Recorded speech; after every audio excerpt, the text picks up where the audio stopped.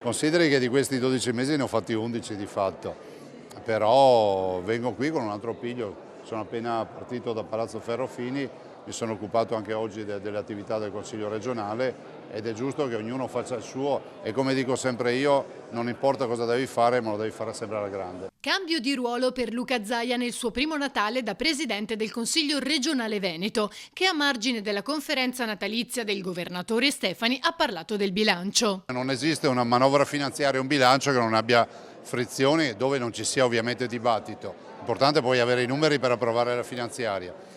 Il Veneto ne esce ovviamente con la possibilità di continuare a crescere e poi è doveroso vedere quale sarà la proposta finale che verrà votata, perché da lì potremo fare tutti i ragionamenti. L'augurio di Zaia è rivolto soprattutto alle persone che stanno soffrendo. Un augurio di cuore a tutti, che sia un buon Natale, che sia un Natale in pace, serenità, che sia un Natale con le persone che si amano, e un augurio ovviamente particolare lo faccio a tutte le persone che soffrono, che non vedono la luce in fondo al tunnel, che non hanno tutta la salute che si meriterebbero di avere, quindi veramente di cuore lo faccio a queste persone.